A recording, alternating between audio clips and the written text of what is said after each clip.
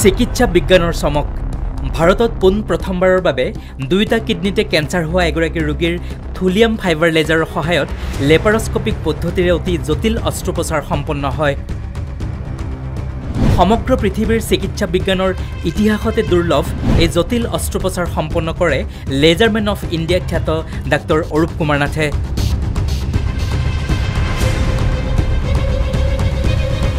গুৱাহাটীৰ সোণাপুৰস্থিত উত্তৰ পূৰ্বাঞ্চলৰ প্ৰথম আৰু একমাত্ৰ kidney hospital institute of urology and kidney diseases চমুকৈ IOKD-ত সফলতাৰে সম্পন্ন হোৱা এই জটিল অস্ত্ৰোপচাৰৰ বাবে দেশৰ প্ৰখ্যাত ইউৰলজিষ্ট ডাক্তৰ অৰূপ কুমাৰ নাথলৈ দেশ বিদেশৰ অনেক চিকিৎসক তথা গুণমুগ্ধই শুভেচ্ছা বাৰ্তা প্ৰেৰণ কৰে। অসম সন্তান ডাক্তৰ নাথৰ এই চমকপ্ৰদ সফলতাই বিশ্বৰ চিকিৎসা বিজ্ঞানক আৰু এখোজ আগুৱাই নিয়াৰ লগতে অসম তথা ভাৰতবৰ্ষৰ চিকিৎসা সেৱাৰ মানদণ্ডক পুনৰবাৰ বিশ্ব দৰবাৰত প্ৰতিপন্ন কৰিলে। নমস্কাৰ, আজি আমাৰ institute of urology and kidney disease পূব ভাৰতৰ প্ৰথমখন কিডনী হস্পিটেল, তাৰ কাৰণে এটা গৌৰৱৰ দিন। লগতে অসম তথা উত্তৰ পূৰ্বাঞ্চলবাসী ৰাইজ বা আমাৰ বৃহত্তৰ অসমীয়া জাতিৰ কাৰণে আমি ভাবিছোঁ এটা গৌৰৱৰ দিন। ইয়াতে এটা আমি খুব জটিল বা খুবেই ৰেয়াৰ এটা চাৰ্জাৰী আমি সম্পন্ন কৰিলোঁ, আৰু যিটো আমি যেতিয়া চালোঁ গোটেইবিলাক আমাৰ মেডিকেল জাৰ্নেল বা এনেধৰণৰ চাৰ্চবিলাক যেতিয়া কৰিলোঁ, দেখা গ'ল যে এই বিশেষ ধৰণৰ অস্ত্ৰোপচাৰটো যিটো খুবেই জটিল আছিলে, দুটা কিডনীতে তেখেতৰ কেঞ্চাৰ ধৰা পৰিছিল, দুইটা কিডনীত। আৰু যেতিয়া সচৰাচৰ কেঞ্চাৰ ধৰা পৰে তেতিয়া ট্ৰিটমেণ্টটো এনেকুৱা হয় যে কিডনীত কেঞ্চাৰ আছে, গোটেই কিডনীটো ওলাই দিব লাগে। কিন্তু যিহেতু তেখেতৰ দুটা কিডনীতে কেঞ্চাৰ হৈছিলে, গতিকে আমি দুইটা কিডনী যদি তেখেতৰ ওলাই দিওঁ তেতিয়াহ'লে তাত আৰু ট্ৰান্সপ্লাণ্ট কৰাৰ বাহিৰে অন্য উপায় নাথাকিব। আৰু তেখেতৰ লিভাৰত চিৰ'চিছ বুলি এটা কণ্ডিশ্যন আছিল, যিটোৰ কাৰণে আমি যিয়ে অপাৰেশ্যন নকৰোঁ কিয় তাত খুব ৰক্তক্ষৰণ হোৱাৰ এটা সম্ভাৱনা থাকি যায়। তেওঁৰ বয়সটো 58 years। তেখেত নগাঁৱৰ পৰা, তেখেতে অসমৰ বাহিৰতো কিছু হস্পিটেলত গৈ কনচালটেশ্যন কৰিলে, আৰু তাতেও যিহেতু খুব জটিল হোৱাৰ সম্ভাৱনা আছিলে, তাতেও তেখেতে খুব সদুত্তৰ নাপায় কিছু খবৰা খবৰি কৰি যিহেতু আমাৰ কিডনীৰ হস্পিটেল, তেওঁলোকে আহিলে আমাৰ ওচৰলৈ, আৰু আমি মনস্থ কৰিলোঁ যে কিডনীকেইটা বচাই দি আমি যদি অকল টিউমাৰটো ওলাব পাৰোঁ দুইটা কিডনীৰ পৰাই, আৰু যিহেতু লিভাৰত চিৰ'চিছৰ অসুবিধা আছিলে, গতিকে আমি নকটাকৈ পাৰোঁ নেকি। যিহেতু আমাৰ ইয়াতে অত্যাধুনিক যিটো লেজাৰ থুলিয়াম ফাইবাৰ লেজাৰ, এই ফাইবাৰ লেজাৰৰ সুবিধাটো আমাৰ ইয়াত আছিলে। 2019 চনতে আমি থুলিয়াম ফাইবাৰ লেজাৰটো আমাৰ institute of urology and kidney ডিজিজৰ, তেতিয়া আমি এই হস্পিটেলখন আৰম্ভ হোৱা নাছিল, কিন্তু আমি এটা টিম হিচাপে কাম কৰি আছিলোঁ গুৱাহাটীৰ চিটিৰ এখন বিশেষ হস্পিটেলত। তেতিয়াই আমি এই বিশেষ লেজাৰটো আমাৰ ইয়াত উত্তৰ পূৰ্বাঞ্চলত পোন প্ৰথমবাৰৰ বাবে আমাৰ ইনষ্টল কৰিছিলোঁ, আৰু সেই লেজাৰটো দিয়ে আমি ট্ৰিটমেণ্টটো কৰাৰ কথা ভাবিলোঁ। আৰু আমি দেখিলোঁ যে একফালেদি আমি যোৱা মাহত সম্পন্ন কৰিলোঁ, আৰু আমি বাওঁফালে এই টিউমাৰটো আমি লেজাৰ টেকনিকত, আৰু এইটো আমি লেপাৰস্কোপিক পদ্ধতিৰে কৰিছোঁ, ফুটা কৰিয়ে কৰিছোঁ। সেই ফুটাৰ ভিতৰেদিয়ে আমি লেজাৰ ফাইবাৰডাল দি আমি সেই টিউমাৰটো গুচাই আলোঁ, আৰু যোৱা মঙলবাৰে আমি বাওঁফালৰ কিডনীটোৰ পৰা ওলালোঁ, আৰু তেখেত এতিয়া সম্পূৰ্ণ সুস্থ। দুটা কিডনীৰ পৰাই তেখেতৰ আমি কেঞ্চাৰ ওলাই দিবলৈ সক্ষম হ'লোঁ। আৰু খুব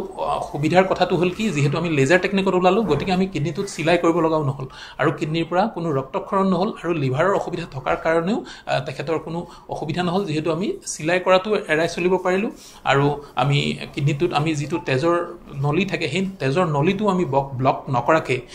আমি যিহেতু লেজাৰ টেকনিকত ওলালোঁ, গতিকে আমি কিডনীৰ ব্লাড চাৰ্কুলেশ্যন, কিডনীলৈ যিটো তেজৰ চলাচল কৰা নলীটো, সেই নলীটো আমি ব্লক নকৰিলোঁ। গতিকে চাব গ'লে বহুতকেইটা এডভান্টেজ একেলগে আমি ৰোগীজনক দিব পাৰিলোঁ। আৰু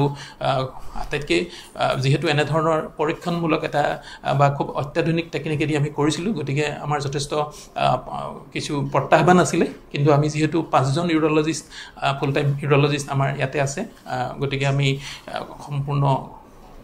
ৰোগীজনক সম্পূৰ্ণ সুস্থ কৰিবলৈ সক্ষম হ'লোঁ। আৰু এতিয়া তেখেত আমাৰ হস্পিটেলতে আছে। অহাকালি তেখেতক আমি ছুটিৰ ব্যৱস্থা কৰিছোঁ।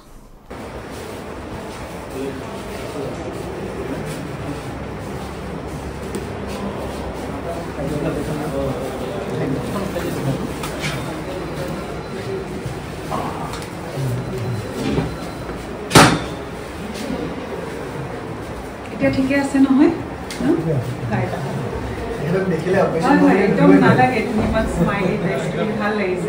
প্ৰথমবাৰ কৰাৰ পিছত কিছু তেখেতৰ হেৰি মনত আশংকা আছিল চাগে, কিন্তু এইবাৰ মানে একদম কমপ্লিট বেমাৰৰ পৰা মুক্ত কৰি দিলোঁ যেতিয়া, তাৰপিছত আৰু আপোনাৰ আৰু এটা কথা মোৰ জীৱনত প্ৰথম শ্লাইনৰ খোজকঢ়া এইটোৱে আৰম্ভ তাৰ কিন্তু মই লোকক বেজি এটা দিয়া দেখিলেও মই এনেকৈ কৰোঁ নিজৰ ভাগ্যত আহি গ'ল আৰু অস্ত্ৰোপচাৰটো সফলভাৱে হৈ যোৱাৰ পাছত কেনেকুৱা অনুভৱ হৈছে আপোনাৰ মই সকলো ৰাইজকে এটাই মানে অনুৰোধ জনাম মই যিটো ইম্প্ৰুভমেণ্ট পাইছোঁ আৰু ইয়াত মই বৰ্তমান সকলো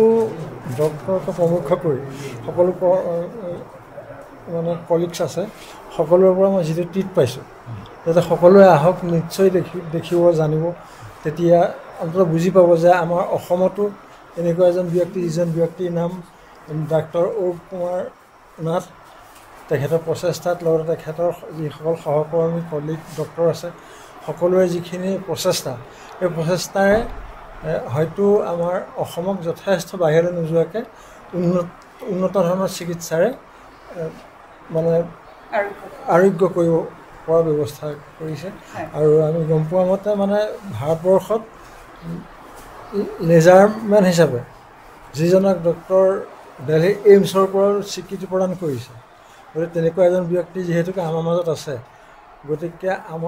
মই অকল অসমে নহয় নৰ্থ ইষ্টৰ মই সকলো ৰাইজকে অনুৰোধ কৰিম আৰু এটা বস্তু মোৰ ভাল লাগিছে যে আমাৰ চুবুৰীয়া ৰাজ্য মেঘালয়ৰ পৰা যিসকল আমাৰ চিষ্টাৰ আহিছে তাৰ জৰিয়তে আৰু এটা বেছি ফ'কাছ হৈছে বা তেনেকৈ যদি আমি অলপ আৰু বহল কৰিব পাৰি নিশ্চয় নৰ্থ ইষ্টত যথেষ্ট উন্নতি সাধন হ'ব আপোনাৰ শুভ নামটো আমি জানিব বিচাৰিছোঁ মোৰ নাম শ্ৰী ধৰণী বৰা হয় মোৰ নগাঁও ডিমৰুগুৰিত ঘৰ মোৰ নাম শ্ৰী ধৰণী বৰা হয় বৰাদেউ আপুনি এই কথাটো গম পাইছেনে যে আপোনাৰ যিটো অস্ত্ৰোপচাৰ হ'ল এই অস্ত্ৰোপচাৰটো ভাৰতৰ ভিতৰতে পোনপ্ৰথমবাৰৰ বাবে এইটো অস্ত্ৰোপচাৰ এনেধৰণৰ মানে জটিল অস্ত্ৰোপচাৰ সম্পন্ন হৈছে আৰু খুব মানে সফলভাৱে অস্ত্ৰোপচাৰ সম্পন্ন হৈ গৈছে এই কথাটো জানি আপোনাৰ ভাল লাগিছেনে নিশ্চয় কাৰণ এটা জীৱন মোৰ নতুন জীৱন পোৱা যেন লাগিছে কাৰণ মই অনুভৱ কৰিব পৰা নাছিলোঁ যে মোৰ এইটো হৈছে আৰু যেতিয়া আহি মই ডক্টৰ নাথ ছাৰক লগ পালোঁ